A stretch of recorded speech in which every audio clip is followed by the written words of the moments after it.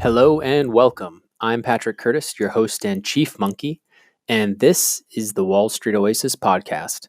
Join me as I talk to some of the community's most successful and inspirational members to gain valuable insight into different career paths and life in general. Let's get to it.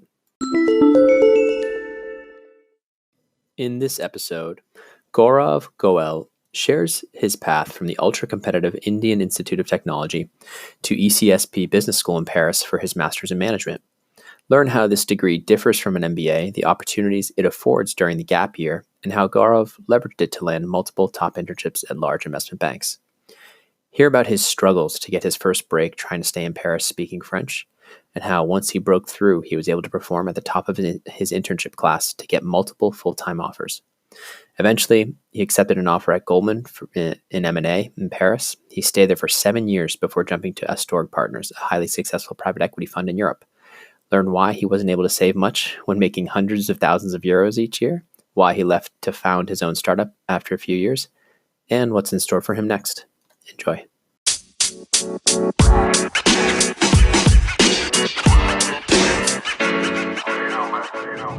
Gaurav, thanks so much for joining the Wall Street Oasis podcast.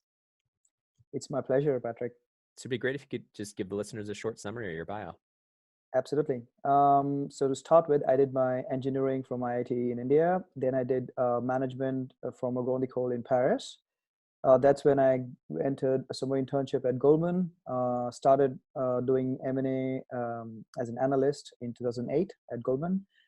Did stay there for 7 years with brief stints in London. And then left Goldman for private equity at Astorg for 3 years. And I had that my personal frustration, which led me to create my own tech startup 2 years ago. Very cool. So let's start all the way back at IIT. I'm sorry? Let's start all the way back at undergrad. Yeah, sure. With pleasure. Yeah, absolutely. So when you're going to IIT, I know it's incredibly difficult to get into, number one, correct? Yeah, it is. So you get in, that's the big hurdle. Yeah, absolutely.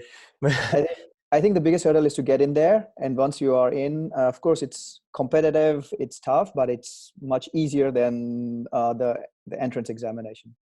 Now, tell me about, in terms of your options there, you were in electrical engineering, but did you have, are there finance tracks? What's the offering? So the offering for the engineering track is mainly like engineering from computer science, electronics, all the way to civil textile. People have their own preferences, choose based on rankings and all that. But within the course offerings, there's also a management school at IIT, and you can definitely get some courses in management. Did you do that? So I did some courses in management, yes. Okay, and then in finance and entrepreneurship, yes. When were you thinking about business school? What year were you always kind of gung ho and knew you were interested in business, or was it something that kind of developed? Yeah. So actually, I come from entrepreneurial family. So all my like ancestors and my parents have been entrepreneur, and I wanted to do finance actually quite early because my dad was in a business where he bought and sold some bit of the company assets, and so I knew quite early that I want to do finance. But in India, it's kind of like it's like IIT's kind of thing. You need to do it if you're aiming for something higher. Yeah. So IIT was the thing to do. So I did IIT. And then I know that immediately after IIT, that's kind of my gateway to management school, either IIMs or abroad. Yep. And mainly that will give me a good foothold to study finance and do what I want to do. Is it typical to study and still kind of focus on an engineering track, but still go finance after? Is that typical there? It is quite common, yes. I mean, a lot of IITians, they do management after that. Of course, I mean, IITians do go at the end either for engineering masters or for management masters. So tell me, is it more common? Was the MBA on your radar? Was like an MBA in either Europe, somewhere in Europe or the US? Actually, my radar was literally for management in Europe. And there was several reasons. I always wanted to learn a European language. So I was either German or French, Hmm. and just wanted to have my own track rather than just going either to London or to the US, Hmm. which very often do happen. But for me, it was mainly either Germany or France. And when So, I came to Paris, I fell in love with the city, and I knew that I'm gonna choose the school there and be a part of that culture. so you knew you wanted to learn a second language, so that kind of Yeah. either German or French, and so Hmm. you narrowed it down and you knew a master's in management, not a master's in business. No, So exactly. can you tell me the So, difference, kind of just for the listeners who aren't familiar with a master's in management, or like sure. how that's different or similar to an MBA? Absolutely. So the difference is um, it's also related to culture. In France, if you do these grand écoles where they offer masters in management as well as an MBA, the course is over 2 to 3 years for, first of all, masters in management, Hmm. and it is more coveted. It's more accepted within France. So if when I did my due diligence, Hmm. for me the point was, okay, if I'm going to do an MBA, so first of all, what is the value of that MBA? Hmm. And second, how is it compared to the Grand École Masters in Management?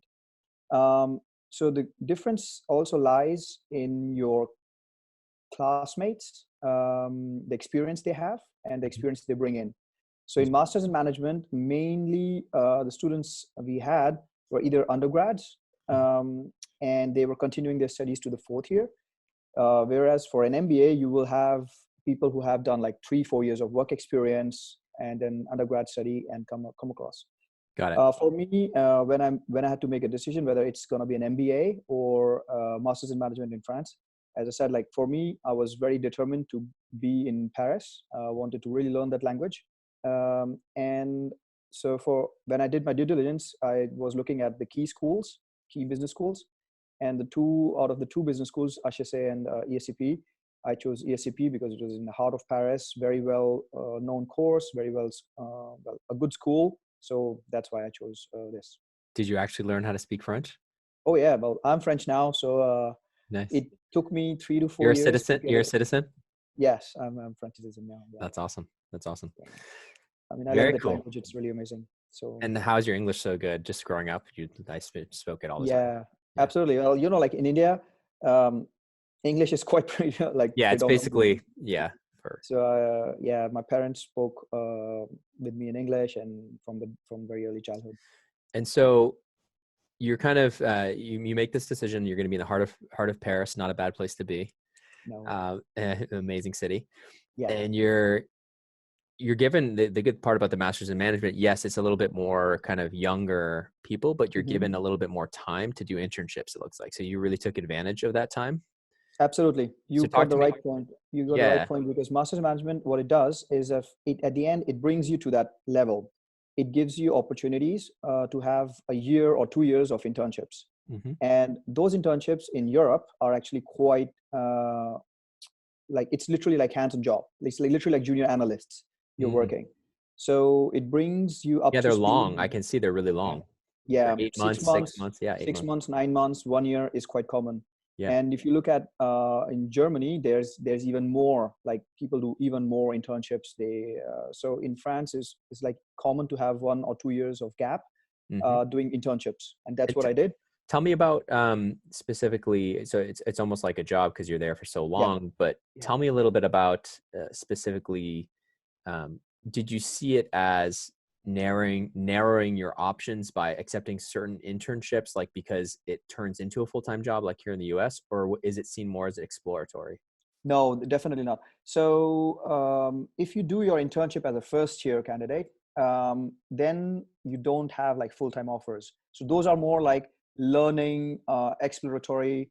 You learn to to see what the job entails. Yep. Then the second and third year internships, that's when things get serious. And so I did my internship after the second year, like 1 year gap, Mm-hmm. and those internships are like full-fledged jobs. So you are working literally like as an analyst. Mm-hmm. You are given same responsibilities as an analyst in a bank, and most of them can convert to full-time jobs. Great. So you did, I think you were at SocGen, right? For So 8 months, your first I year. did 8 months in Societe Generale on equity research Yeah. in food retail. Then I did 6 months at BNP Paribas in M&A. Is this all while you're taking classes too? No, this is pure gap year. They're gap year. Okay, gap year. So Yeah. you actually take time off before enrolling. Yeah. Okay. Final year, absolutely. And this is So standard. This isn't looked down upon or weird or anything like oh that. no, this is Encouraged. very encouraged. Okay, I great. mean, if you don't do these internships, then you will definitely have trouble finding the right job. Okay. Also, the point is like the classes are quite young. Yep. Students are quite young, so they are from year one. They are encouraged to do all sorts of job experiences, internships, apprenticeships. I think that makes a ton of sense. I guess my question is that process of even getting those internships. I assume at SocGen or BNP or Goldman, getting those is really hard. Yes. Even if it's a gap year. So tell me about that whole recruiting process. Yes, you went to IIT. Is it after you have been accepted to the business school that they start looking at you and you're still? Oh, yes. Absolutely. Okay. So I got into IIT, then I got into ECSP. I remember applying for the internships the first year, wasn't very successful actually, because two things: either the language and also the competition. Because now I was competing against people who are third-year analysts who have already done a year of internships in finance, and if you don't have that first internship in finance, it's quite tough to get it. So how did you get that first one? It's persistence. You just keep on applying, and at some opportunities you get to perform well. You learn from every interview. But did you like, you have this gap year before you start your master's in management, right? No. Oh, during master's in management. Yeah. So you do a year and then you have a whole gap year in the middle. Exactly. God. Okay. I'm getting it now. Yeah. So what happens if you do the year of school and then you have the gap year, and in that gap year, you can't find anything decent? You just take whatever you can get at some point, or what? Well, no, that depends on how desperate it was a the bad person time. is. It was a bad time. Well, no, the economy hadn't cratered yet. 2006 and 2007 was the best financial years. I can tell you a lot about my internship experience during that amazing boom, because the summer of 2007. Yeah. But answering your question, so the second year when I started, I had a lot of finance courses. I knew specialization. You learn a lot, and you start applying because the application process starts in actually August, September for summer internships and all that thing. Yeah. So you start applying. You start learning from the interviews. Of course, there's Vault Guide and all those kind of special tools. Or the Wall Street Oasis guides. All the Wall Street Oasis.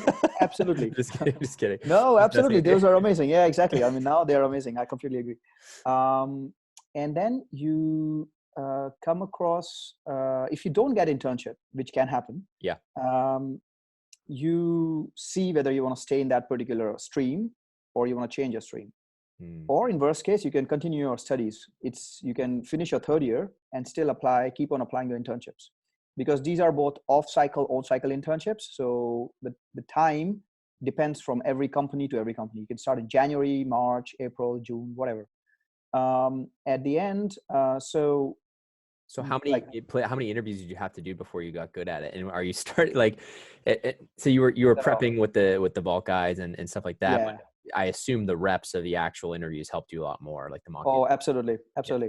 I mean, theoretical knowledge is theoretical knowledge, but when you go and do the real interview, it's very different. And even for an internship, it's very different. So of course they will ask you some theoretical questions, but it's a little bit different at an interview. They're given more practical problem, and then you need to solve those practical problems. Can you give an example of like something that threw you off initially?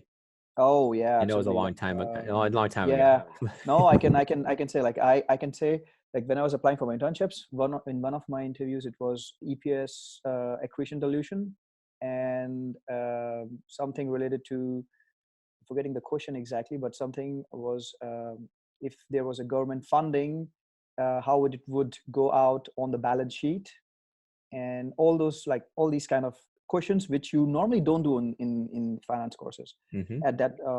And EPS accretion dilution you can definitely do on that was done in business classes, in finance classes, but depends also at which level, either in the third year or in the second year.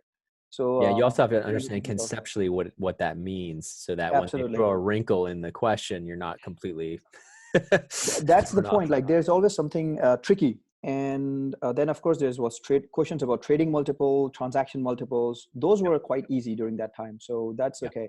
But where I had trouble was the French language, Mm. because in my These were second year, all in French, all these interviews? yeah, Oh my I God. wanted, the point is like, I really wanted to stay in Paris. So I had refused all the internships in London. Wow. And I even refused Goldman for London, actually. Wow. I had an offer for Goldman in London, but I said no. And as a result, You really love Paris. yeah, I do. It's my favorite city. So, Oh, wait, so aren't you in literally, London right now? right now I'm in London, but going back to Paris soon. But well, I had to move because of my business. I have my Okay. business right now in 3 different cities. Got it. Okay. Um, so it was, so that was one of the reason that I was getting rejection at the end, because they're saying, okay, it's Paris office, small, everybody speaks French, so you need to speak French and like write in French and all that. So it was taking me time to get that proficiency level. Right. But I can even remember, like, I was at some point even desperate to do some other finance internship, not M&A, but like I even applied for sales and sales, not trading, but sales. Mm-hmm. Horrible experience. So, Why? Why but was that horrible? no, The it interview was a was very horrible? stress interview. Yeah, very stress interview. Tell me The why. What were they just like one of the grilling you? banks, like they were like, okay, you need to sell me this equity, and then somebody else entered into the room. It was a stress interview, Mhm. and it was like, okay, no, I don't agree what you're saying, it's complete bullshit. The stock is XYZ, it's not good performing at all. Look at the matrix. I said, look at the matrix, this is what you say. So I was trying it, but there was a very massive, they wanted to see until what level I will be client focused and Mhm. accept the aggressiveness Mhm. on the client side, from the client side. Yeah. I think that was their point. What's the right way to uh, handle that, do you think? Just keep going? just keep going. Yeah, don't Yeah. lose don't Don't lose your lose cool the or patience. Yeah, yeah. absolutely. I which I did, of course. Which I did, of course. You lost your cool And or you yeah, just gave I up? lost my call. Yeah, I was defending the facts which were given to me, and I said no. Like, yeah, at some point it became a bit more heated debate, Hmm. and which for sales I agreed shouldn't have been the case. But Got it. like, you learn from those things. So I learned one thing, that I'm not going to have sales internship. It So wasn't for it's you. like, okay, yeah, exactly. So I said, like, I know, I like M&A, I like banking, so I'm going to focus on that.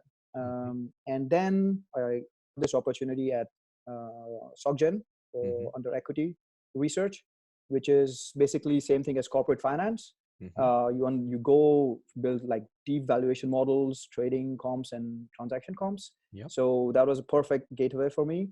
Yeah. And the moment I got that internship in SocGen, within I think within 2 months I got my M&A internship at BNP. At BNP, and then you knew you were off to the races at that point. Then absolutely was the case. And then I applied for Goldman a summer internship. I got Goldman summer internship, and which was amazing. Like, all of these 3 internships were amazing. Learned a lot. Um, but then I had already an offer from BNP for M&A in Paris, Mhm. and then I got offer from Goldman to join as an analyst in London. Why do you think you did so well in these internships? I assume they don't give offers to everybody. No, no, So absolutely. tell me why not even being fully fluent, Yeah. why did they want you so bad? Well, Because to be I'll be honest, modest. Yeah, don't worry about bragging yeah, or being modest. I want to know uh, why you think you excelled in your yeah, internship class, because it's clear to me like you struggled to even get that initial internship, but once you yeah, had it, it was yeah. like it quickly steamrolled into you getting multiple offers, full-time Absolutely, offers. So tell me what absolutely. you. All the full-time offers, and I think the one of the key factor to success there was performance. I think Hmm. really, like, learning the job. I was making sure that, like, it was 2006 and 2007, so working hours were really really tough. Mhm, um, I didn't show any discontent on that part, mhm. so working So you hard. were in at 9 a.m. and going home at what time? Oh, equity research, I was there at 6 a.m. 6 a.m. and uh, going home at what time? Going at for equity research, I was going home at 7 8 p.m. Okay. So like So 14-hour days. yeah, Is that 5 days a absolutely. week or is that 5 days a week. Equity 5? research is 5 days a week. Yeah. Okay. Yeah. So, and then once you got to BNP, was it worse? That was 7 days. Absolutely. Not 8:30 a.m. to 2, 3 a.m. almost every day. Weekends almost included. So yeah, Weekends. I think you're clocking close to 100 there. Yeah. Oh, more than that, I would think.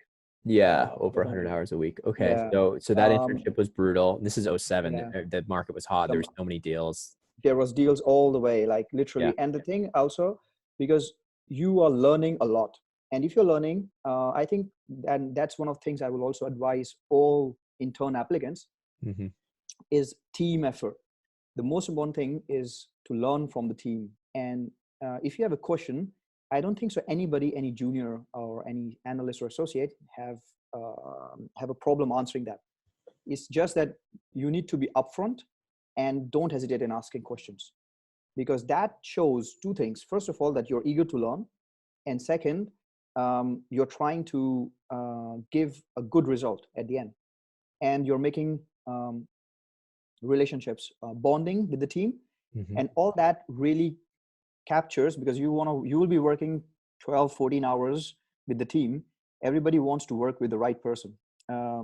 So team is very, very important, and that was the focus. Absolutely. How did you go about asking those questions when you were lost? When you Hmm. were, I know you can do it, but did you ever feel like, shoot, I've already asked this before, I should know this? And how did you No, research, or I were you think very open and aggressive? Like, how did you get very that open. confidence? Yeah. Okay. So how did you get Yeah, that I confidence? just, oh, I don't know. Like, I literally went and asked the question. I didn't hesitate in asking question, Yeah. even if it could be second time or third time. Yeah. Um, like, okay, I'm not going asking that question to a partner, but I'm asking that question to analyst or an associate. Hmm. And frankly, I think everybody likes to spread that knowledge. Like, very rarely And if you're will sharp, anybody. which you are, because you got into IIT, Hmm. I assume you were picking things up relatively fast and then Yeah, quickly started adding value absolutely. and like working Like, fast and working long hours and not trying to get mhm, out and just no. being there. Yeah, Yeah. I mean, I can say, like, in equity research, I built a valuation model. I did the first whole analyst report by myself, Wow. and well, a lot of things. Of course, the analyst, equity research analyst, would fully validate it, read it. Thing is, but I was given opportunity to write it, get some trading multiples, valuations, because they could see that I was detail oriented. Mm. There was proper backups. There was proper things. They could easily check sources of Footnotes, that. your formatting wasn't too bad. Oh, absolutely no. Yeah, formatting wasn't bad. Commas were there. Full stops Yeah. were there where they were supposed to be. And this is And not your that's, native language. yeah, exactly. That's incredible, man. Yeah, That's really, really impressive. So had you been taking uh, courses. courses in French for how Hmm. long prior to moving to Paris? I think a year and a half. You only had been taking courses for a year and a half, Yeah, and you year got and a this half. in your head that you wanted to learn French. Yeah, You went yeah, and somehow managed to compete against all the other French nationals yeah, and work 100 hours a week and landed. I mean, that's incredible.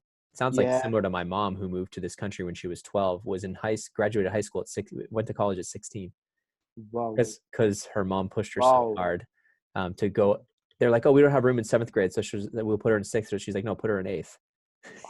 That is tough. That is really And tough. she didn't know English Really. that well, and so it's Jeez. interesting that you were able Jeez, to that's tough, because yeah, because if you're like young at that young stage, if you're like skipping and you're like promoting one class up, yeah. that's a lot to grasp. Well, I mean, you being able to compete with and learning It language was, so late. yeah, it was Hard. like, look, the language of finance is actually English, but still internally the team speaks French. Right. And that's what, like, all the refusals I got, like at some point I was like very angry and desperate. Hmm.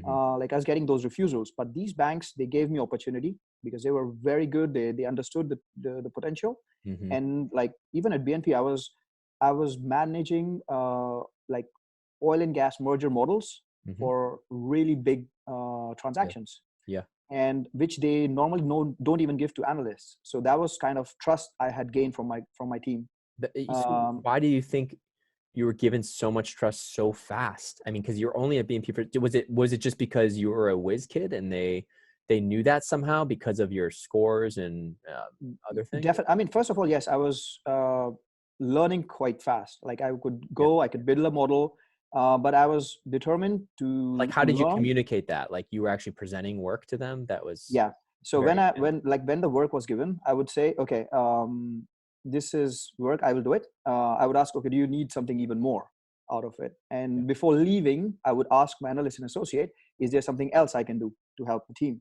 I would sit down and say, okay, can you show me the merger model? This interests me. Like I remember, like especially for oil and gas, I was like, okay, this model of upstream production and how the cash flows come from it interests me a lot. Can you show me? So he showed me. I said, okay, can I take care in the next project? Can I be a part of it? He said, okay, yeah, let's do it. So I was part of the next project, and then I started taking some responsibilities from him, Yeah. and I was delivering on those responsibilities. My backups were ready, and I was really upfront about speaking about those things, what I want to learn, and and the team liked it because what You were everybody likes is, hungry. of course, You were hungry. yeah, definitely. And I mean, that's a key aspect in all banking part, right? If your team is supportive and you can give some work to them, it's basically you are free and you can take some more senior responsibilities. Yeah. And that's all across the chain, like from analyst, associate, VP, partner, MD. So everybody wants somebody who can offload a part of their work. Did you feel like that first year in business school, were you doing self-studying outside of classes? How do you think you were so ready for like just Excel work and all that stuff? Because I think it takes at least a month or two to ramp up and really become efficient. And you must have been efficient right away. Yeah, on the Excel, I was You were a monster in Excel. yeah, yeah. I was just playing with it. You're not using your mouse in Excel. No, oh, definitely not. No, no, no. Good It man. was, yeah. I mean, like in banking, yeah, right. The mouse just slows you down. Yeah. So yeah, I was really working that. I was just playing with it even during my first year at business school. I was just Yeah. playing with Excel. I was working on Excel models and all. So But yes. I can tell you, like my first year exams were not in finance. I mean, they were good, but could have always been better. Yeah. Well, I think you were. All I learned was in the job. Every Yeah. internship changed everything. That's when I knew what finance is, why it's so attractive, what makes transactions so attractive, and all that thing was at job. So once you had that M&A advisory job in Paris from Goldman, did you feel like, okay, this is my job to lose? Did you feel like you had to repeat the incredible progress you had at BNP? Like you had to just go in because you were. Yeah. So first I had this BNP, right, which is in Paris. Then I got this Goldman offer from London, which I refused. They made Goldman offer for me in Paris. Then I joined Goldman in Paris. I was the only person who didn't speak French, and in the whole team, that internship was, I think, the most, except for my entrepreneurship career, that was the toughest ever. Like 10 weeks, 8 weeks to be precise, was just brutal, literally brutal. But I had a good support from the team. Brutal in terms of just pure hours. Hours. You just didn't literally. sleep. Yeah, literally. And you know, I'm talking of summer of 2007. Yeah. Finance industry was at its peak. There were transactions which were being refused, just team didn't have capacity. Yeah. And the reason I loved Goldman, and I want to say that, emphasize it, because day one, the two partners in Paris, they were amazing. They literally said, look, if you finish the work at 7, you go home at 7. We don't want anybody doing FaceTiming. And they literally meant it. Yeah. They literally meant it. And at some point, they will come to your desk and say, okay, what are you working on? Look, this thing can wait until next day. You can leave. There was scenarios. But that didn't happen. I mean, it was 3 months. You guys were so busy. It didn't. Once or twice it happened, but yeah, it's like you can. But you're like, actually, there's this 5 other deals I haven't started. Exactly. Absolutely. You will give the excuse. They'll say, oh, this is whatever. But where it impressed me was, I remember this major transaction working there, and there was this partner, and the whole team had been doing like 4 a.m., 5 a.m. every day. But this partner saw the team has been struggling and there was something needed to be done. So we worked with the partner until 4 a.m. and he did the model. He literally did an amazing model just by himself until 4 a.m. And he sent it to the team and said, look, I did it. Hope it helps. It was perfect. Yeah. And he saw it, and that, this kind of inspiration Mm-hmm. is amazing, because you see like senior partners are working with you until 4 a.m. Yeah. and they are not like, okay, Excel model, I'm not going to touch it. Mm-hmm. They were hands on. They were literally hands on, and Yeah. that inspired a lot. So you want to work more. There are more transactions coming. In that summer itself, I'd worked on 3 transactions. So In 3 months. Yeah. yeah. It's crazy. So yeah, I loved it. I absolutely loved that internship. So you knew this is kind of what you wanted to do. Did the team obviously loved you because you worked so hard? You just knew you had to go back and finish school, one more Yeah, year of school. exactly. Oh yes. So Then I had my offer from Goldman, and then my final year at my school was, yeah, it was a piece of cake. I was enjoying it. I was really having fun. Yeah. it was kind of like the calm before the storm before you started Yeah, back up in exactly. M&A. And so tell Yeah. me, it was interesting because you joined in Paris as Hmm. an analyst in July Hmm. 2008. Tell me what was going on in the world in July 2008. Oh Jesus. We know before joining. So our joining date was around 14th of July 2008. Mm-hmm. We know before joining things have been completely south. Like a lot of my friends had already, not a lot, like few of my friends who were joining in different banks, and 2 of them had already received pink slip even before joining thing. Offers rescinded. Yeah. Yeah, exactly. And so they were like a month before, so they had finished school, they were all were happy, and just month before starting their training, they said, okay, no, there's no job. This is in London, And most of their jobs. yeah, Paris. absolutely. Yeah. London. Okay. So it had And already started hitting. yeah, exactly. And then, like we joined Goldman training Yeah. 14th of July. And from day one, I think the message was, um, we will survive the crisis. You will feel that how strong the firm is, and you will be stronger after this crisis. So don't worry. That was kind of a message which was like portrayed in training like every day. Mm-hmm. And when you hear that, it gives you confidence. But then in the newspapers, there was banks which were filing all those Yeah. things, like bankruptcies and all sorts of things which are going complete mayhem in September 2008. Yeah. But at the end, Goldman, at least I would say, things didn't impact that much for the analyst class which was joining. Yep. But I can say like the fear was there, of course. Everybody was scared Yeah. what's going to happen. There were rumors, all sorts of things. How big is that Um, team in M&A advisory in Paris? in That's M&A when you joined. advisory. Yeah, when you joined. So when I joined, we were 100 analysts in Europe, In all, EMEA. but what about the Paris? So in Paris, we were 5. 5. Yeah, so pretty Five small group. analysts. So it's Yeah, really tight knit, I assume. yeah, absolutely. So in Paris, the team size total was I think around 15, Hmm. 15 to 20 bankers, Okay. depending on the year. Yeah. And 5, like this, our class was the biggest class with 5 analysts when we started. But we And did like they 3 didn't months. let go of any of you. They didn't let go of any of you. Sorry? They didn't fire any of you, any of the No, analysts. none. Not even in London. I mean, I think some of the some of the analysts who joined with us, they were given options to join other teams Hmm. because maybe the team was cutting down Yeah. in time, but all of them were given different options, I think. But I don't think Great. so. Anybody was said, as you said, like nobody's offer was taken away. That's great. I assume the bonuses were still pretty low because the deal flow was. Yeah, don't get me started on that. The I remember. bonuses. So were you Yeah, still working long hours? Was there at least a reprieve with the lower deal flow, or was it just pitching? oh, pitching. Yeah, and It so you. completely. So Goldman, I mean, in M&A, the whole thing is, if you have a lot of transactions, you're working, and if you don't have transactions, you're pitching, and you're pitching more than ever before. So you're like keep on going. So yeah. So I saw both. Like the phase was a lot of pitching, but and a lot of transactions going as well Mhm. during like my 7 years. Then the period of IPO came as well. So did 2 IPOs. Mhm. So it was good. Like very good experience. So yeah, you eventually became an associate, right? Straight promote. Yeah, And was that absolutely. after 3 years? Yeah, Tell exactly. me, is that So like standard or at that time, what at happened that to your time, other? it was like 2 years analyst. Then you would be promoted based on your performance. Mhm. Either you'll be promoted or asked to leave. Mhm. to third year analyst. And then from third year analyst, there was another performance review to make sure that you are joining as an associate or not. And then as an associate, and then associate for 3.5 years, then like the whole cycle, right? VP and things. But this has now changed.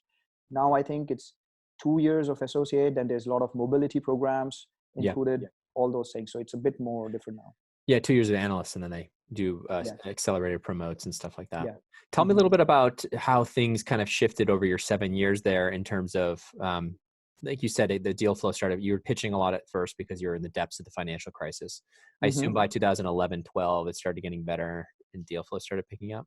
Absolutely. I mean, there was there were still deals you did. There were definitely deals as well. Like even 2008, I was working on some very big transaction, like it was $40 billion M&A transaction, which didn't happen at the end, but it almost came close to it. So there was transactions which are definitely happening, but there was definitely more pitching, not only for M&A, but also pitching for, like refinancing, some of that, or restructuring was there as well. Because I was in Rothschild. I was at Rothschild restructuring from 02 to 04. Oh, nice. Oh, wow. During a downturn. So we were busy. So you would have been very busy with that, Tim. Yeah. Restructuring requires a lot of modeling and a lot of crazy fine negotiations with oh my gosh. lenders. And they're long. The engagements are long, and it's ugly, and it's the number of scenarios you can run with these crazy capital structures becomes endless. Absolutely. Like small thing. Okay, if we change the 25 basis points here and there, my goodness. Oh, you add a cash sweep at this quarter. That's Oh wow. So the modeling we did was insane. But so in terms of hours, so it was still really long hours, 80, 100 hour weeks. Absolutely. Through your 7 years, or once you were an associate, did it go down a little bit or no? Not much. I would say it did go down a little bit at the end. But that time you are now preparing for, like, because the responsibilities change as well, right? The only way you can have a good promotions, everything, is that if you, as soon as you are comfortable or you get the day-to-day job of your current role, you can do it good. That's when you start asking for more. Right. And as a result, like as a 2-year analyst, you're working on Excel models, you want to perfect that. As a 3rd-year analyst, now you want to start delegate a little bit. You want to start training your junior analysts and start monitoring it. As an associate, now you have a team to manage, but at the same time, you need to learn how to manage and how to interact with client. By the time you're a senior analyst, you need to start preparing pitches, proposing pitches, pitching ideas, and manage the team, of course, correct the models of analysts. And at the same time, now you are interacting, or you're part of the execution team who is responsible for managing execution on day-to-day life with the client. Right. So all those things comes with learning. So of course, there was like my office hours would say, okay, from 9 till not midnight or 2 a.m. every day, but would change out to like 11 p.m. perhaps. And then at that time, you can either prepare something or you can learn and move on. So what literally changed was a flexibility that I could work maybe a few hours from home. Right. That I don't need to be in the office all the time to finish that. Those are super long hours to be going for 7 years like that. Just, did you get any vacations? What was your thought process in terms of when did you start thinking, hey, this private equity thing sounds interesting? Tell me a little bit about that thought process and the whole recruiting for that. So for the private equity, somehow I wasn't very motivated when I joined M&A to be in private equity. That's why I never even looked at it when my friends started to leave. Like when you enter M&A, you will see people leaving M&A for private equity within first 6 weeks of finishing their training of analyst. So I remember like we were 100 analysts. By the time I left, there were only 5 from my batch remaining. And that's so I really wasn't like, I wanted to do advisory. I really loved it. A lot of transactions, but one of my favorite MDs had left a year before. Mm. And he left for private equity. I was doing a lot of private equity transactions for him. Yep. And he introduced me. He said, okay, look at this opportunity. This is something really good. And that was an opportunity where international expansion, a lot of responsibilities, setting up a team. Mm. And that thing, I haven't thought of it before. But when it was proposed, I was like, this is a good stepping stone for me towards an entrepreneurial side. And so And I, your long-term vision was, I definitely want to do something on my own at some point. oh, definitely. Yes, So absolutely. you always I was knew just waiting that. for the right opportunity. Yeah. And so Yeah. you were saving money and or just Yeah. Yeah. or No. were you partying a lot in Paris? Partying a With lot. your 3 hours of sleep every night. Partying a lot. Like, yeah, I love dancing. So I went out dancing a lot. Nice. Yeah, I really like it. I really do. Cool. So I went out clubbing, but that's part of things. Like, you work hard, play hard. Yeah. And so no, I wasn't saving that much. But the private equity, Well, can you talk about how you're not saving that much? I know Paris is expensive, but yeah, weren't you that's making expensive. insane money by the end? Couple Well, it depends. 100,000. I mean, what is it? Yeah, It's euro, definitely. right? It was the Yeah, euro. yeah, definitely. Like, you make a couple of 100,000. That's for sure. Mm-hmm. But You yeah, have expensive you taste. end up spending. You have Yeah, expensive taste. yeah. You I end see up the beautiful spending. painting behind you. Maybe that painting was a bonus.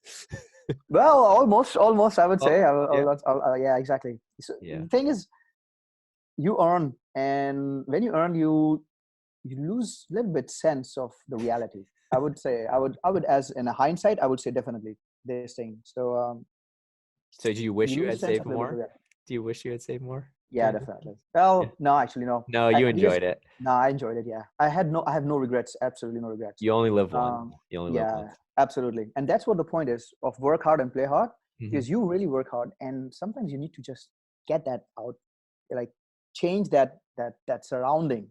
Yeah. And I like literally like dancing and traveling. So I did that as soon as I had free time. I was like, Yeah. okay, I'm going. And so you got an occasional week off here and there where you just Yeah, get out of absolutely. town and go. Yeah, exactly. Yeah, That's great. weekends. Yeah. Where did you go? What were some of your trips that you did? So I did. I was fan of weekends, long weekends. Yeah. So I would take 2 or 3 day weekends. Yeah. And one of my, like, I had phases. So I enjoyed Stockholm quite a lot. Oh, nice. Barcelona was good. Also, I liked south of France very much. So, like, Nice. Riviera, Nice, Cannes, Monaco. I also liked Corsica, which is a small French island. You do have expensive taste. No, it's not expensive. No, trust me. I've been to Nice and Monaco. I know what those places are like. You know? No. It's beautiful there. Yeah, it's beautiful. It's a good city. Barcelona is awesome. I love Barcelona. Yeah. My grandmother's from Barcelona area. Oh, really? Yeah. Wow. So where have you traveled in Europe? Like, seems like you have traveled a lot. Not anymore. With the 3 kids, I'm grounded. But I've been to Barcelona, Madrid. I lived in a small town north of Madrid when I was 15. Nice. Been to Italy a few times, to Rome. Actually, Rome with Rothschild before I started. They flew me out before I had started full time, and we played in a soccer tournament. Wow. At Lazio's field. You know the club Lazio in Yeah, of course, yeah. We played on their whole You facility. played at Lazio Stadium? Nice. Not at the stadium, their practice facility. Practice field. Yeah. Yeah. And so, like, it was really cool because we flew in. I was placed on the New York soccer team because they knew I played soccer. So I was placed on the New York team. They were trying to bring me in because they knew I played to try and beat the other European. Yeah, because you were European. Yeah, absolutely. Because and so it was funny because we played a whole tournament. We were jet lagged. We played a whole tournament like all day, 4 games, and then we take a bus to the Rothschild Castle. Holy jeez! So you flew in for the soccer game? Yeah, in Rome. Then we go to some sort of castle in Rome or outside of the outskirts of Rome, and it's Rothschild's castle with the Rothschild wines, and it's this crazy party, and I'm just like delirious. I'm, I think, 20 years old. I'm like, where am I? What's going on? That showed you the glamour of the finance world. Yeah, the glamour, and then the reality hit once you started working. But it was a very cool experience. Okay, so you're enjoying you're trying to enjoy your life, while you're working those super long hours. You're making sure you're not skimping on your dancing and your vacations and your travel.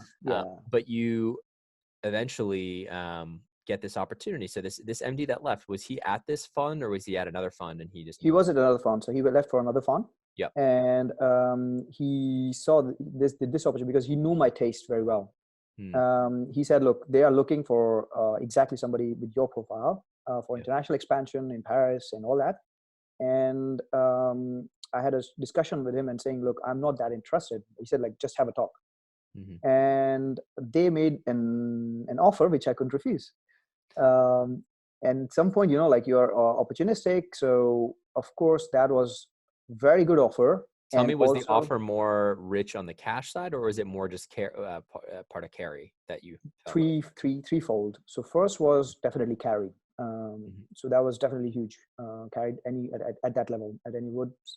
Knowing that you wanted to go, sorry to interrupt, you wanted to go to be an entrepreneur eventually. Did you know that carry was going to be realized, and don't you have to be around?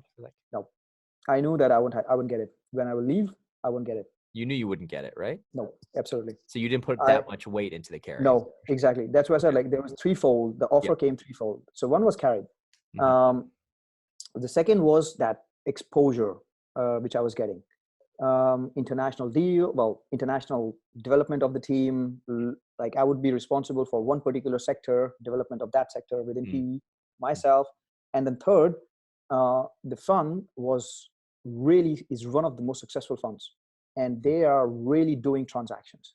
They are hungry. They are really doing a lot of transactions every year. Do you mind telling me a little bit about them? I'm not too familiar. Where are they based out of? Astorg, well, it's a Luxembourg-based fund now. It's a French originally, but Luxembourg-based fund with offices now. Before I left, was in London, Luxembourg, Paris. Now they're opening office in New York. As well, and they have opened office in Frankfurt and Milan. And what's the assets under management for the whole? I think now it's around 10 billion. 10, that's pretty big. And the last fund, they just closed, I think, last fund at 4 billion. That's so great. Literally like a month or two months ago. I think that's a monster. That's a monster. Yeah, exactly. And they haven't lost money on any transaction. Wow. The maximum they did. So that's what I'm saying. Like, it's one of the most successful private equity fund in Europe.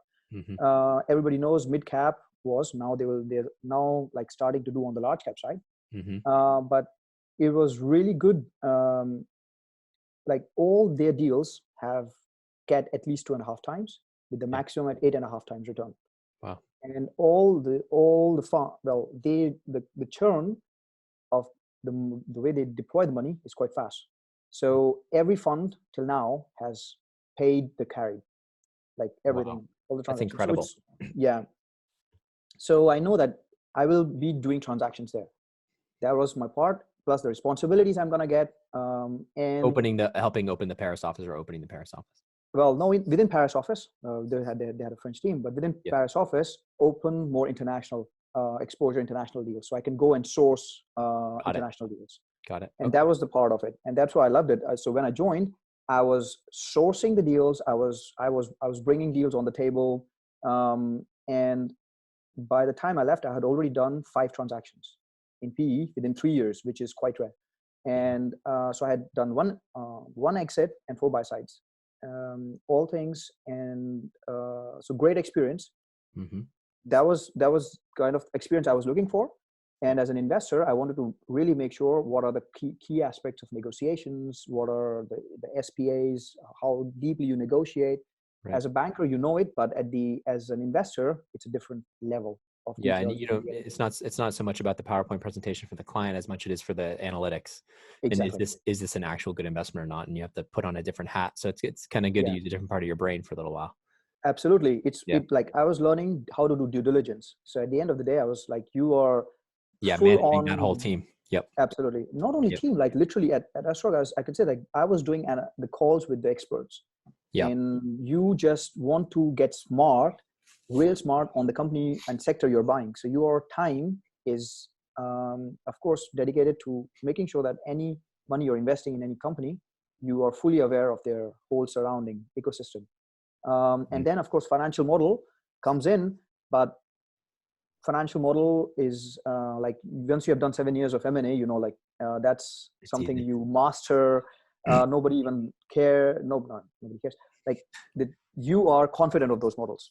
Right. And then of course you have your M&A teams there as well to check, to manage. So your focus becomes more on getting the investment right, Mm. what the return right, what kind of return I'm going to get, what kind of growth What's you're buying. and that makes sense. So the skill set is obviously it's more kind of analytical in the sense of Yep. like strategy consulting type role where you're looking at Mhm. like the competition, the where they are in the space, what are the is there a moat, all the typical things Absolutely. of like is this a good investment or not. But tell me about But you also oh, make revenue models. Huh? You also make revenue models. You make the financial model, right, and the build for ups. in order to make the revenue model, because as in M&A, you will be given growth rates. You will read some research reports. You will bring some growth rates, or be given by client.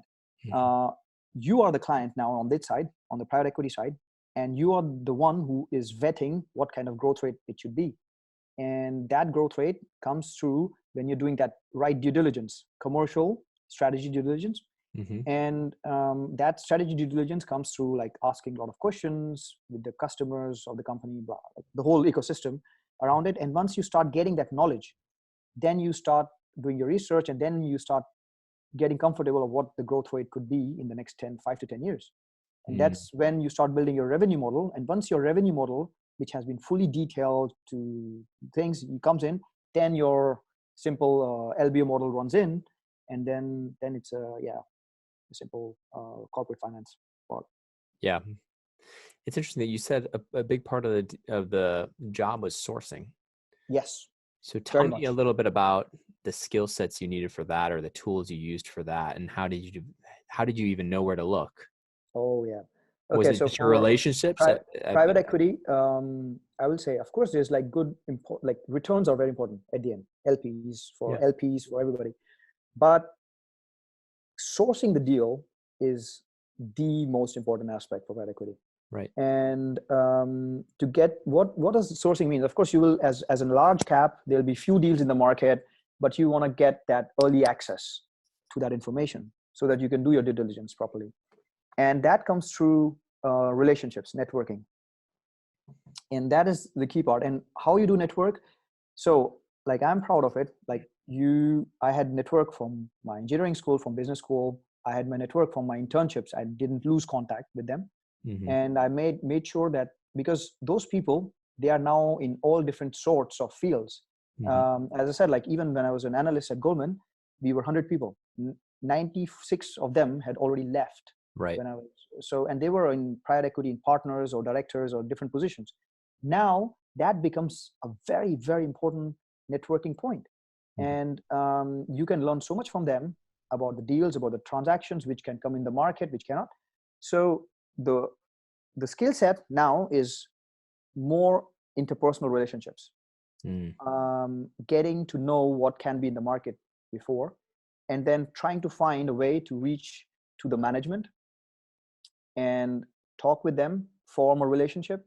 Warm And at the end, introductions to management. absolutely. Like No auctions or limited auctions, ideally. exactly. I mean, at mid cap, it really matters a lot. I mean, of course, in small cap, it matters even more, Yeah. but it matters a lot if you can do your deal before even it comes to the market. Mm. That's perfect. Or at least you can get to know what could be an expected price, for example. Especially nowadays where the pricing has gone so crazy. Oh, completely, yeah. And at the end, like everybody comes up with crazy numbers. So you need to, uh, in order to not only give the number, you need to have a right connection with the management, with things, so that management doesn't say, "I don't want to work with this private equity one. I don't like it." Mm. So it's a lot of chemistry, like intangible thing, and Almost like, hey, that's what do you think is a fair price? And da, da, da. Oh, yeah. really? No, at the end of the day, like I can tell you, like no matter what, the transaction will happen based on the number for sure. Who brings in the bigger check? Right. Maybe the difference can be okay, 5-10 million, perhaps, rarely. But if somebody's putting in a bigger check, Yeah. that's where the transaction will go. But you need to have that last call. You need to get that last call. Do you You feel need like to have. the funds in these latest vintages though are just they're having to put so much capital to work that they're bound to fail? No, They're I will bound to not. have suppressed returns, or you feel like Yeah, as long as suppress they returns for sure. Yeah, yeah. I think that in the current scenario, it is a very high possibility. But like finance world and the world is still growing. There's still growth. Okay, may not be in X sector, maybe in the Y sector, Right. but there's a lot of growth. There's still a lot of growth. We as humans are made, like, I would say, uh, by Gordon Gekko, the famous thing. He said, "Greed is good," but Yeah. I would take it not in a negative sense. I'll take it in a positive sense. That greed is about growth. Is about people want to achieve things, and that's what drives our humanity towards progress. Anything you develop for progress, any new innovation, that's a growth, and that growth brings by default revenue, because otherwise it won't Mm. bring. So we can change different sectors, subsectors, but the growth will be there. And when there's a growth, there will always be people who will fund it. So, and that funding would come in, and as the companies grow, as things grow, some Yeah. will fail, some will not fail. But yeah, I think the returns will be there. May not be the same level, And it but depends what funds. I mean, it depends. what size as well. Exactly. I mean, it's not, you're not going to have 8-time returns on a $10 billion fund. No. Right. So the return size change with Of course. Of yeah. course. So tell me, so you're there, you still were getting a pretty attractive offer on the cash comp side, obviously, because you weren't putting a lot of carry on the carry, Mhm. or you weren't putting Yeah. a lot of weight on the carry because you knew you were going to leave. Can you tell me a little bit about just the The structure? cash component was slashed like anything. Oh, so you took a huge pay cut on the cash Huge, side, huge, huge, huge, but huge. you still did Yeah. it because you felt like it was giving you different perspective, Oh, absolutely. and in your Yeah. resume, it was interesting, and it was an incredibly strong fund. Oh, absolutely. Like I didn't, as I like, because I knew that I will not stay until the end for the carry, because I had no intention of staying for When you say it two was slashed, years was it slashed 50%? Like you were making more. 100,000, like, Yeah, more. Yeah, so you went from like yeah. 300,000 euros down to 100,000 or something crazy like Almost that? like that. Yeah, yeah, exactly. Almost like that. Oh Absolutely, my not that gosh. far. Yeah. Um, yeah, so that's tough, but especially someone who likes to travel and go out. Oh yeah. Well, that definitely So changed. what part of your mindset was maybe I should just keep going in banking and saving if I'm going to go start my own thing eventually? You just really felt like that investing side was important for the startup side? Oh 'Cause yes, definitely. Yeah, tell me why. because Just of due for diligence. fundraising yourself? For no, so as an investor, as an entrepreneur now, it's Mhm, about fundraising. It's about understanding what investor wants, mhm, what you as a company want, mhm. and able to do the due diligence right as well, Right. about the team, about the company, about the operations, and also have the right negotiations on different documents.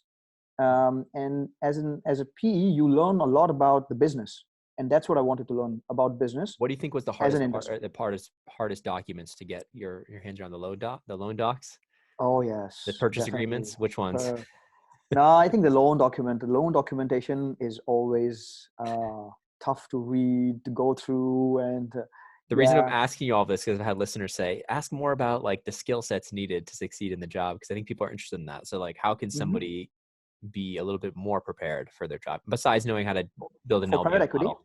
for Yeah. private equity job. Yep. Yeah. For private. Um, so there's three different fields in private equity. One is sourcing, Hmm. one is like pure execution. Hmm. You can be a brilliant PE guy if you are really brilliant in execution. So Like what on the does execution? operations side, or you mean the fund, No, the execution, like transaction? making sure transaction side. Right. What do I mean by that is like you are managing um, different advisors. You make sure that the output is completely in line with your investment committee, Hmm. and in line in the sense that whether yes or no, like you are the one who was driving it, you are the one who will be representing it to your investment committee. Hmm. So you need to get comfortable on legal, on finance, on commercial, on operations, on insurance, on risk. Hmm. Every single work stream that like starts for during a transaction, you Hmm. have to be on top of those things. So Right. you will have to learn a lot when you join from M&A. But it depends on which stage you're joining. So if you start at early, right, 2 years after, Banking. after 2 years of banking, Yep. you will learn one thing at a time. You will learn first how the LB models are, what kind of returns the fund is looking, and how do you interact with different teams. Right. If you have, once you have that 4 or 5 years of experience, now you are expected to manage teams. And on top of it, of course, deliver in front of your investment committee. Right. Then the more experience you have, the more you get. Then the question comes about sourcing. Then the question comes about, okay, in this, let's say SPA, share purchase agreement, what are the rights, what are the exit, what is the tag along. Then the conversation is along how you are tempting the management and how you are incentivizing them so that they work, the two things are aligned, so that it's not like a CEO or a CFO leaves just because he's not going to get that much out of the next LBO. So all those things needs to be rightly numbered. So management package comes into play, tag along rights, drag rights, of course, inter-shareholder. Well, if you have another fund with you, then inter-shareholder agreements and all that thing comes into place. Can get pretty complicated. The transactions get very complicated. Like, and then once you have done the transaction, you are the one who is managing it. That's the beauty of it, at least at Astorg, not for every other fund. Because there are some funds where you do the transaction and there's some other team which manages it. In terms of the operational side, in terms of talking with the CFO, keeping track, managing the portfolio. Yeah, absolutely. The day-to-day operations, day-to-day like portfolio management. Right. So, but at Astorg, it was the transaction team doing the portfolio management as well. Got it. That's great. So you're there for what, 2 years, and then you start thinking, when does this kind of idea for your own business? Yeah. Well, the idea of my own business was there when I was leaving Goldman, actually. But I was not convinced at that stage to take that jump. I was still waiting for validating the market. And I wanted to definitely do 1 or 2 years in PE. But then I remember this frustration which came, and it was summer of 2017. And I had enough, because I love networking. And for me, networking is everything. And I remember sitting in that summer, like in August, collecting those business cards. And I was so lazy, I didn't want to enter any of those business cards. And the scan card solutions, I start to look at the scan card solutions, which didn't work. Every scan card solution requires some sort of manipulation. And it's like, okay, if I'm doing manipulation, why do I need to pay for scanning cards? And so that manipulation in terms of you had to tell it where the name was and stuff like that. Exactly, absolutely. Okay. Like no matter which business card scanners you take, there's always the name are changed, like first name, last name. Phone goes to fax goes to phone, or landline goes to mobile phone, and all those things do happen. And as a result, the data which you get is not clean, and you still need to spend time on cleaning that thing. Or like there are some solutions where there's somebody, I don't know, in some country who does manually check your things. Come on, we don't live in this kind of a world anymore. We shouldn't live in this kind of world. So idea was a lot of tech firms start like that. They say it's automated, and they have somebody actually in the back end making sure exactly it's all right. Absolutely. And then they figure it out. Yeah, that's what they show. And I don't like that part, because it shouldn't be. It should be very transparent. Like if you're doing some technology, do it properly. Like say, okay, fine, it's your business model, but not for me. So it wasn't working for me. It's like, okay, I don't want to do that. And then like I'll be here, like people add on LinkedIn and things. During 10 years of finance thing, you get a lot of LinkedIn invitations, emails. Nobody looks at it. I don't want to look at it. I have 50, I don't know how many contacts I have on LinkedIn. I don't even know how many people I know. I like 80%, 90% of them, I don't even remember. Yeah. So for me, it was like, I want to create a solution. First of all, ease of exchange of contacts. So I don't want to rely on business cards. First of all, I want to get rid of business cards. I don't want to carry those in my pocket. And second, I want to have different profiles with different people I want to exchange. And third, I want to make sure that I remember them. I want to remember where did I meet them. I can add very quickly a voice note to them, but that note is added to their name or to the meeting, so that I can remember those things, or even personal things like vacations and all that thing. That is, rather than me scrolling on my Excel or on my Outlook notepad. Now that's what was like reducing the efficiency, productivity. Yeah. And that's as okay, look, this has to stop, and I need to do something about it. So tell me about your business. Thank you. Oh, okay. Thanks for asking. So, so the principal pain points I just mentioned, like it's about business cards, It's about exchange of contact, and that was the genesis of it. Now it is much bigger, solving more problems. So what we are saying is like you can I'm looking create. it up right now. I'm looking at Sure. your, yeah, go ahead. Yeah. I've So looked now, at it, but I want to see kind of what it sure. looks like on the site. So, Yep. so the point is like you can first of all create different profiles for different occasions. We all now live in a world. We all have different personas. You do, I don't know, perhaps golf or yoga. You have your personal life and you have your professional life. You don't want to carry those, first of all, business cards, different thing. Maybe you are a director for a different company or board. You have different contacts. You want to keep those contacts separate. So and then I want to exchange that contacts in very easy way, without any QR codes, without any scanning, and without taking any business cards. So I want to exchange my contacts easily with anybody I meet, just with my phone. So the technology which we developed is patent pending, and you just bring the two phones close to one another, and the profiles are exchanged. When you exchange those contacts, it also saves the date, time, and place automatically. And now suddenly I remember, when did I meet you? Where did I meet? And instead of now a contact, you become a connection.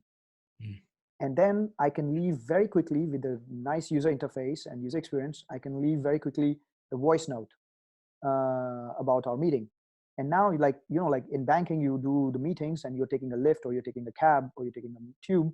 Well, in banking, okay, well, tube is a question mark, but yeah, you take those things and then you go back to your desk and you write those notes. So that's what I want to avoid. I said, okay, I just finished my meeting. I leave a voice note and it's done. In 20 seconds, my key point, which I wanted to remember from this meeting, is saved and scientifically proven. Once you hear your own voice message back of that particular meeting, it gives you more recollection and faster recollection of that meeting. And now suddenly my tool, Stay Touch, is becoming a networking tool, because it's not only about contact exchange, it's about management, it's about leaving Yeah, the so notes. I think it's really slick. My question is now, how do you use the tool? So like, so when you're ready to go meet with somebody else, you're like, who is this person again? And then you go and dig them out and you're like, oh yeah, I remember that meeting from 2 years ago. Absolutely. So now, like I just openly refuse to accept business cards. I don't do anything. I exchange contacts only through my tool. As I said, like now I can remember anybody who I meet when and where. I have a very powerful search engine behind it. So it keeps me that. And the point is, like, whenever I'm going to meet that person next, my system will remind me automatically the last meeting. And then I can just quickly go to my voice note and I know exactly what did I discuss. And then, of course, if that person also is on Stay Touch, my contacts are updated.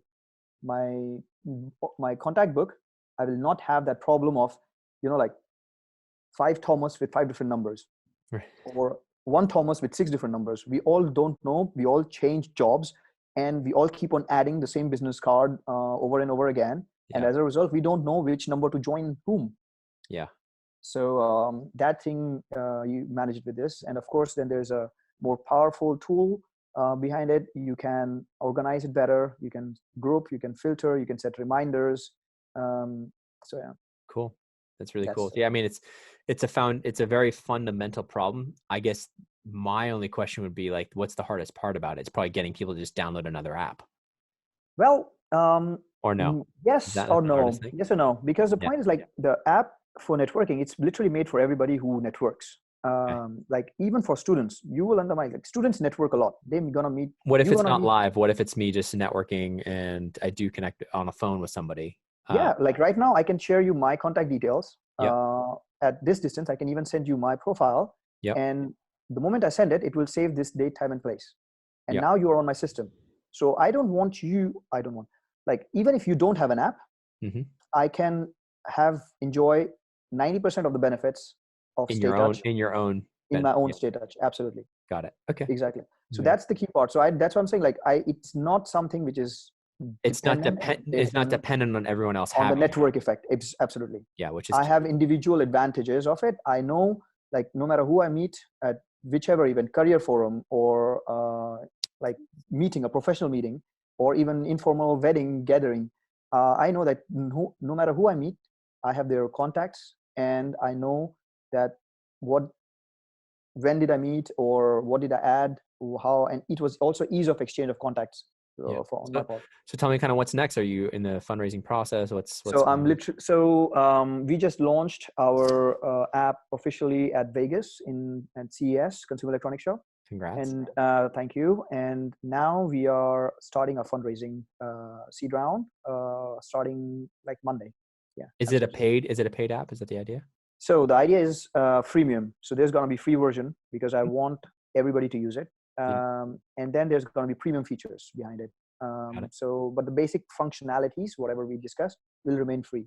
There will be some premium versions of it, and then there's going to be an enterprise version for the likes of Goldman and Deloitte and EY and all that companies. Love it.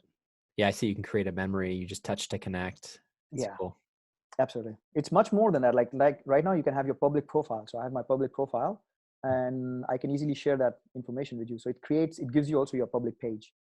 Very cool. Automatically created. Yeah. Very cool. Awesome, Thanks. man. Also potentially a acquisition candidate too. Oh, absolutely. I mean, I have a maybe big LinkedIn will, if you get some traction, maybe LinkedIn will swoop in. Yeah, look, I mean, we have already more than 15,000 downloads, and we Amazing. haven't spent anything on the marketing yet. So we are growing fast. People understand the advantages of it. My aim is to enjoy the ride and grow it. So not sell it very soon. At least I have a target of $10 billion, and then we will see. Very cool. That's awesome, man. Cool. Oh, I really appreciate you sharing your story and being so forthcoming about everything. Is there anything before we call it? Where can they follow it? StayTouch.com is where you can grab it, or just in the Apple Store or the Play Store. The app is the networking app is available both on iPhone, on the App Store and Google Play. Mm-hmm. On iPhone, it's available from version 12.3 and above, which I think everybody has it. Mm-hmm. And on Android, it's 8.0 and above. Works cross-platform. People can exchange contacts even if somebody doesn't have an app, as I said, but the advantages are like quite huge. My personal frustration at Goldman and Astorg. So it answers. And any other information, it's on StayTouch.com, or you can even reach out to me on my email address. So I'm very happy to answer. Great. And anything else before we call it? Anything you'd share based on or advice you'd give to your younger self? I usually ask the guests. Yeah. Looking back, my only advice is the team matters the most. So when you choose the right, everybody will make a lot of decisions about teams, about transfers or moves. Please make sure the team, look at the team, do the due diligence, because everything can be ruined if there's no fit with the team. And then the move or starting a career can just destroy that impression. So team is everything. So the team effort also from your side, and also just make sure that during the interviews, you get to know the person. Don't hesitate in asking things about the interviewer himself or herself. What do they like, and where they spend their free time on. Like some of these questions, it also helps in breaking ice, but it also shows that you are interested in that person as a person, not just for sure banker or something. Banker XYZ. Yeah, exactly. Cool, man. Well, thanks so much, Gaurav. Thanks so much for taking the time. Thank you very much, Marek. It was a pleasure. It was a lot of fun and very insightful. Yeah, my pleasure. Great. Thank you. Cheers. And thanks to you, my listeners at Wall Street Oasis. If you have any suggestions whatsoever, please don't hesitate to send them my way, Patrick@wallstreetoasis.com. Until next time.